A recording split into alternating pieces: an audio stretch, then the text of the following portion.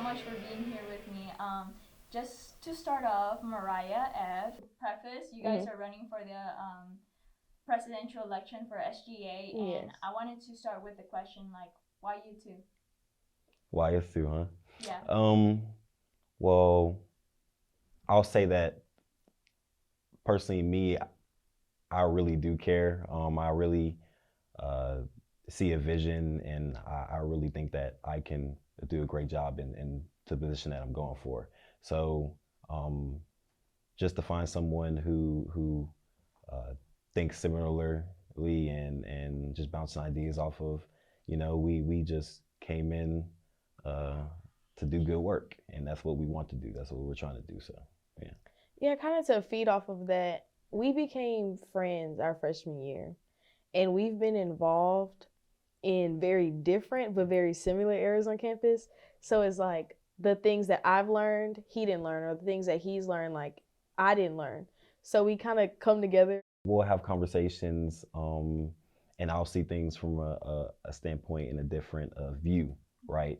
And she sees things from a different view. So it's good to like bounce ideas off of each other and see where people are really coming from. See which side that I used to be on or used to reside on needs help and what resources they need, and vice versa. So. And the main thing is we're not afraid to tell each other when one another is wrong. Yeah.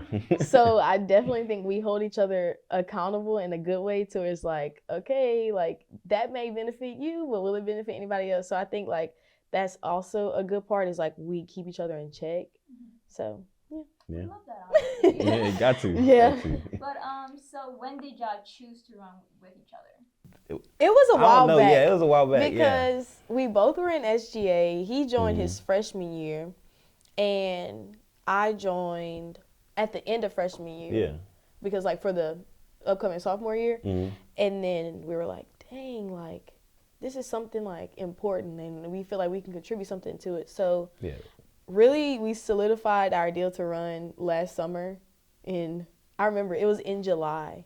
We really were like, we want to do this. Yeah, because we saw things around campus. We saw ideas that we wanted to do, and we would just bounce ideas off of each other, and then just the chemistry was there.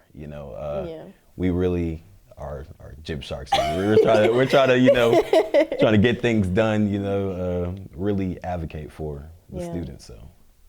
Okay, that's great. So my next question is, what has been one of the hardest parts of creating and maintaining your campaign? Honestly, trying to do it all, just like mainly ourselves. So up until March 6th, we've had to plan and prepare on the back burner whenever we had time. So it was just trying to maintain school, our current positions in SGA, our current involvements, with also trying to plan new ideas for the upcoming year. It was just definitely a balancing act, but I couldn't have done it with anybody else. I'm going to be honest. A big thing that helped me was definitely changing my major. So last fall, I was a biology major. Ooh, now I am a communications major, and he started off in communications. So I definitely think that core of communications was like kind of helping us. We're leaning back on that like throughout this whole campaign process. Yeah, we love comms. We do. Even though you switch, it's okay. Yeah. So one question that I want to ask is, how do you intend to fulfill your campaign objectives? Definitely the best way, or how we plan to carry it out, is just holding ourselves accountable and making sure that our Senate would hold us accountable as well, and as well as the students. Yeah, it's all about maintaining that flame of creativity and inspiration of why you joined SJ in the first place, right? Also reaching out to those students who not necessarily didn't make SJ, they could still make a difference, right? They could still come to meetings at 6 o'clock, still put their input.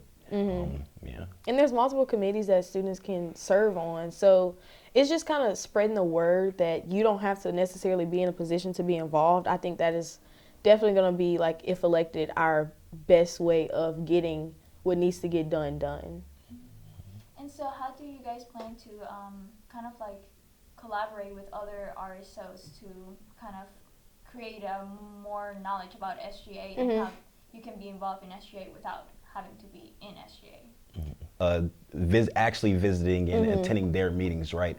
Because how are we supposed to make a difference if we don't know what's going on within other people's meetings and other students' lives, right? And another thing is, like, I think right now the mindset is, oh, they need to attend SGA meetings to get their voice heard. Oh, they need to attend our meetings or come to us. But we can just as easily go out to students and see what's wrong. So definitely the best way, I believe, to encourage someone to come to us is by going to them and extending that warm welcome. There's a lot of organizations that I wouldn't be a part of today if I've never had a conversation with somebody. So I definitely think the first step is just to have those conversations with members of RSOs. Okay, that's great. And so your campaign slogan is "Educate to Elevate." Yes. So can you tell me a little bit more about that? It's so powerful. Like, it's so crazy how much power 3 words can hold. Yeah, because I mean, we're here for a purpose. We're here to be educated. Higher education is very important. That's how you move up in the world. So you want to educate yourself so that you can elevate. Yeah. Right? How do you plan to create a more inclusive and diverse student body that is active on campus?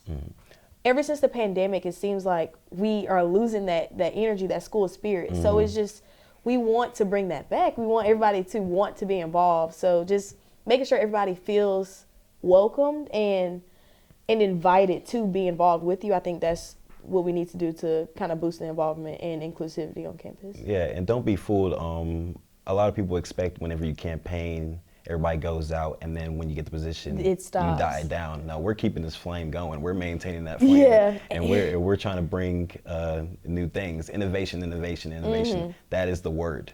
That is the word we're using, like for this year and next year and so on. So. And honestly, for those who do know us, know that the way we've been acting throughout this campaign is the way we've been acting for the last 3 years. Yeah. Like, we are just 2 goofy best friends that are running for office and just want to bring a positive change. We are not politicians by any means. We just want to have fun and we want to bring a new light to the university. And we believe that we can be that light. Yeah. Awesome. So what has been the funnest part of campaigning? Honestly, doing it together, like. Yeah. I mean, have you seen our TikToks? I know you see.